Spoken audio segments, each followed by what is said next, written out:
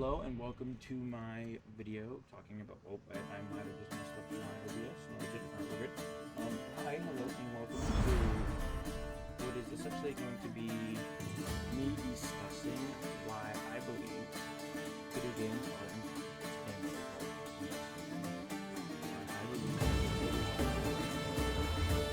to see video games as technology, archaeology,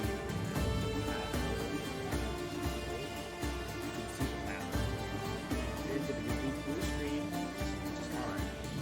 But I want to use this. I want to give you guys like a quick. We're gonna go through the Akropolis in Athens. This game is a little bit too loud for me in my ear right now. I'm gonna have to bear with me. Oh my god. Okay.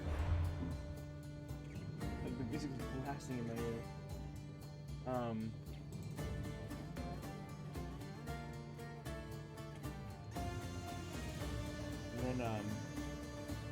And then we're gonna go through the Akropolis Athens. We're gonna talk about it. We're gonna go through the tour experience, and then at the end, I'm gonna give you my thoughts and feelings about it. Or you may hear me get like some comments going on throughout the whole discovery tour of the area. But this is Assassin's Creed Odyssey. Assassin's Creed as a franchise is known for its historical accuracy in the world, not like the actual things that happen, but more so they have really good one-to-one recreations of these old worlds, these old cities, these ancient societies. And the reason why I'm choosing Assassin's Creed as the example here is because there have been multiple stories and tellings of how and the Assassin's Creed 2 game, which just took place in Rome, not ancient Rome, but like Renaissance age. People were able to walk through old, like, I think it was Rome, or no, was it Italy? Someplace in Italy, I don't know. All I know is that they made a one-to-one replica of the old city, and people were able to navigate the back roads and the streets because of Assassin's Creed. So I see this game as a perfect example as to how things work and how we can recreate these dead worlds, bring them back to life. Yeah.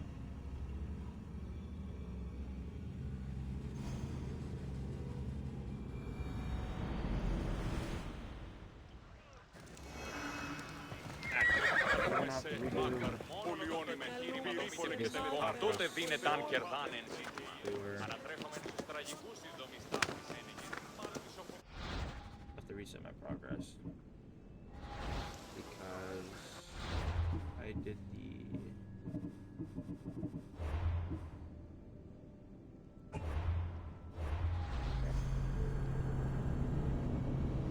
but yeah, I genuinely do believe that video games should be utilized a lot more everywhere. And that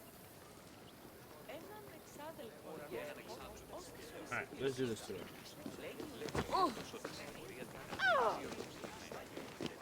I might have to reset my progress. Bear with me. Oh, and no, I have to reload the game. But yeah, another thing that I feel like it's just like video games have such a heavy controversy around them because of the past and how people have tried to correlate them with, causing school shootings and anger issues, other stuff. I don't think that's true. In fact, more studies have shown that people who play video games that are their comfort games, for example, for me, my number one comfort game is God of War and Spider-Man. Like, they're both tied. Me playing those games calms me down and grounds me back into reality. Granted, that sometimes I might get a little carried away and use it as an escape. The game does not boot. The game didn't boot.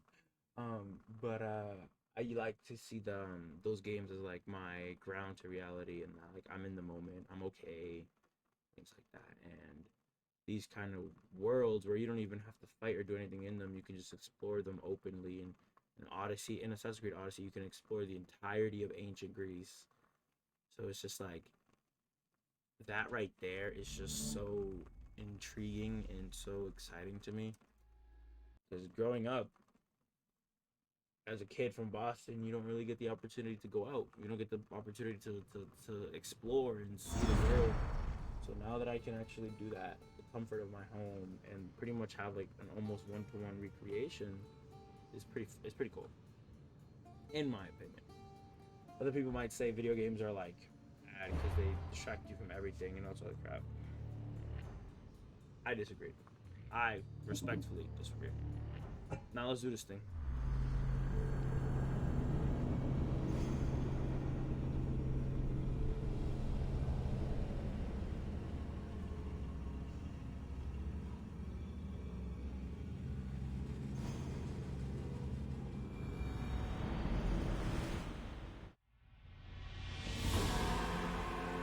Here, visitor.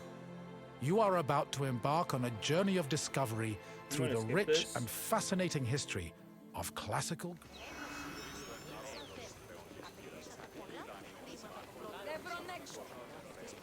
Let's do this. I know how to play the game. Hey. All right, let's go. Greetings, wanderer, and welcome to the Akropolis, the shining jewel of Athens. The Acropolis of Athens is a bastion of art and culture worthy of the gods themselves. Within this citadel, you will find many important sacred buildings, as well as some of the most magnificent art in all of Greece. You are in for a very enlightening visit. When you're done, come find me, and we can discuss the things you have seen. Farewell for now. It's pretty old too. I think it came out in 2018. Graphically speaking, the game is up there. Let's do this tour. The Acropolis has gone through many changes in its long history. It began as a simple rock, was settled as early as the Neolithic period, and then became a fortress in the Mycenaean period. Stone buildings started appearing in the 7th century BCE. But the famous structures whose ruins remain visible today date mainly from a period of construction in the 5th century BCE. The location of the Acropolis is closely tied with Athens' foundation myth. Supposedly, it was the site where Athena and Poseidon competed for the city's patronage. This connection gave the Acropolis a sacred aura, and it was considered the religious heart of the city.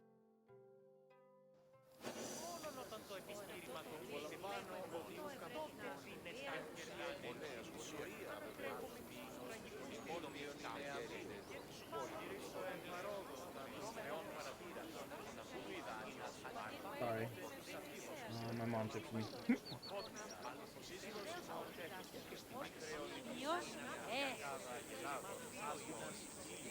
Also, fun fact, if you hear me just mention Spider-Man a lot, it's because I just saw the Spider-Verse 2 trailer, and that thing was so cool. Oh, that was my little eagle. Hi, buddy. Oof. Like, it's just... I don't know. The Temple of Athena Nike was built on the remains of old fortifications from the Mycenaean era. Worship at the temple can be traced back to the 6th century BCE, but the building itself was destroyed during the Greco-Persian Wars a century later. It was rebuilt during the Peloponnesian War. Given that the name Athena Nike roughly means Athena of victory, it was likely constructed in the hopes that Athens would win the war. Unusually, the temple depicts historical scenes of battles against the Persians instead of the more mythologically inclined art of other Greek buildings. The temple's priestess was chosen randomly among the Athenians and received a salary of 50 drachmae annually, along with skins and trophies from sacrificed animals.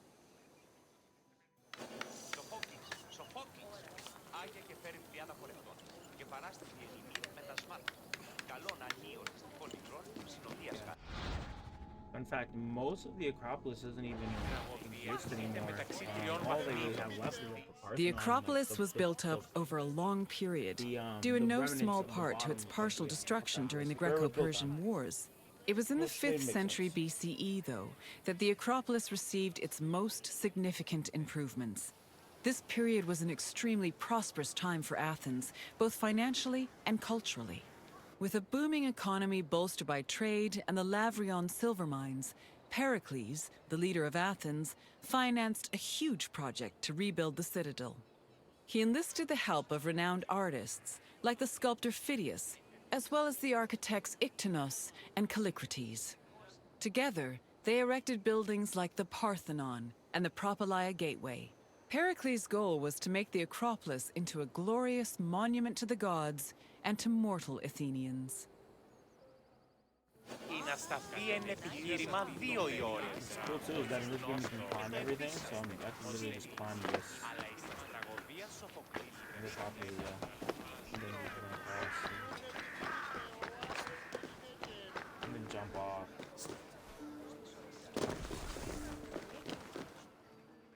Behind the Propylaea was the giant bronze statue of Athena Promachos, or Athena who fights on the front lines. That name was reflected in the spear and shield the statue held in its hands. It was erected in the mid-5th century BCE by the artist Phidias. According to an inscription, it took 9 years to make and cost almost 500,000 drachmae. At approximately 10 meters tall, the statue was apparently so large that Pausanias claimed its helmet and spear tip could be seen from the sea near Cape Sunion, 60 kilometers away.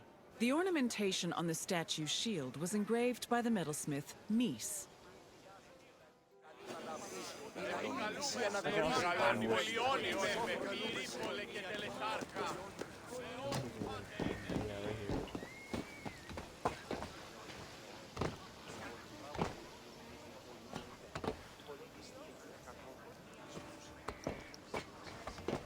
I think you just free climb anything in this mode. Yeah.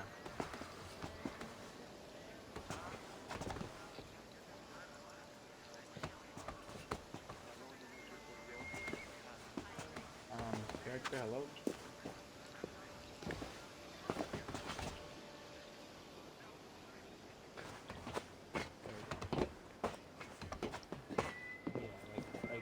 This is just, it's just so cool, like, and it's a statue this huge. Like, how do they manage to make the statue this big? But, you know, with no intense technology.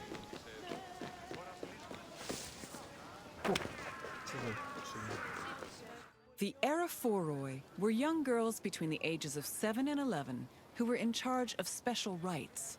A list of 4 girls was drafted by the Assembly of Citizens, from which the High Magistrate, the Archon Basileus, chose 2 to serve as Aerophoroi for the year. The girls lived in a house on the Akropolis. They were in charge of carrying sacred objects and weaving the peplos of Athena. The peplos was a sacred robe offered to Athena during Panathenaea, a festival held in her honor.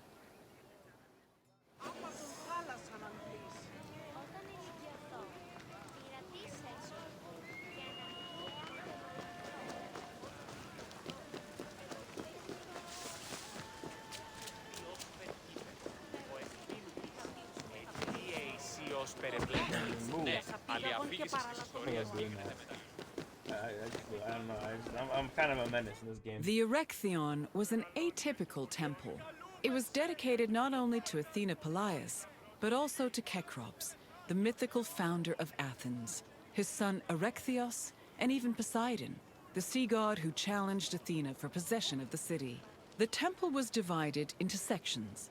The eastern part housed a statue dedicated to Athena, while the western section jointly belonged to Poseidon and Erechtheos.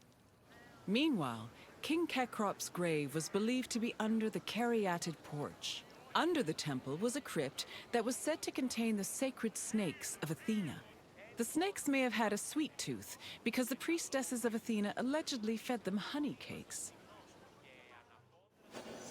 Honey. I would not mind a honey cake. I don't even know what that is. I'm just hungry. Like, I would love a honey cake right now. I know how to play the game. My man, oh, Okay, so like this is one of those moments that's interesting because he's praising this right here, but there's an eagle and what's it called? Zeus. He's usually represented in eagle because he's the god of the sky and the eagle is about eagle also has some kind of symbolism. They're for mechanics and storage purposes. Oh, this is my favorite building right here. If you The go ahead and click on the Parthenon top is link, one of the you'll see most of this well-known information, but buildings more, in the world, and an technical enduring stuff. symbol of ancient Greek civilization. While it is located on the Akropolis, the building is not a traditional temple. It was built by the sculptor Phidias and the architects Callicrates and Ictinus as a great monument to the glory of the city of Athens.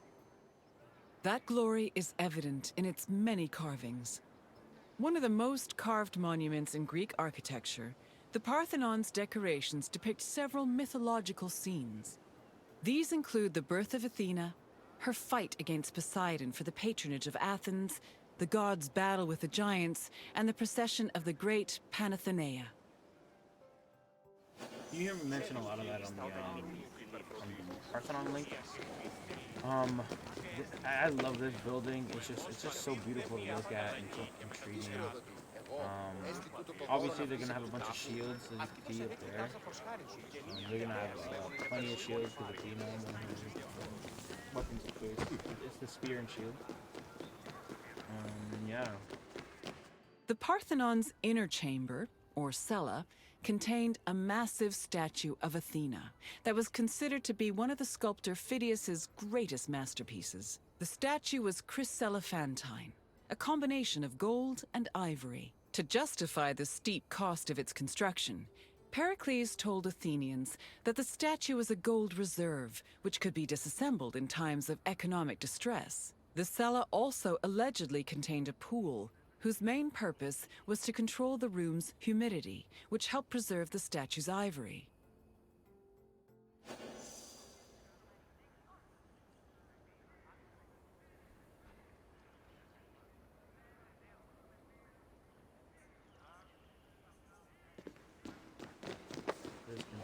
Yeah, like you wouldn't be able to see these kind of statues, the ivory, the quality of them anymore in today, which is what sucks. You know, like the world isn't perfect, so we're always gonna see things not in the best form, and that's why I feel like we need things like these, like video games, where we can see the world, where we can see the color, we can see the life that would have been around these now dead civilizations. Like I genuinely think video games should be brought into the classroom period, used as teaching tools. Athens' treasury was located in the Parthenon, where it was believed to be protected by Athena herself.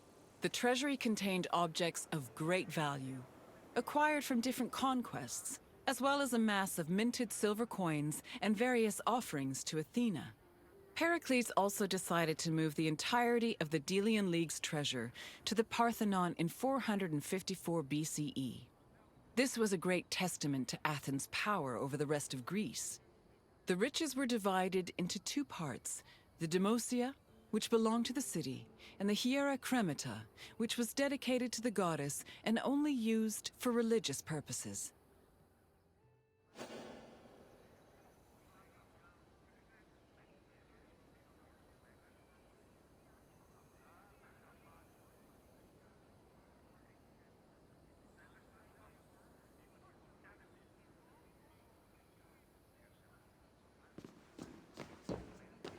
Yeah, I mentioned the treasury and the Parthenon, like. And what did you think of the Acropolis? It truly is quite something, isn't it? A sacred sanctuary and an architectural marvel, all in one.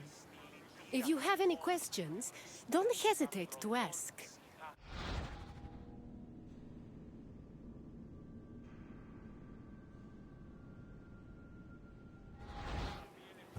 I'm ready for the quiz. You're confident enough for I'm a him. test? I'm him. Very well.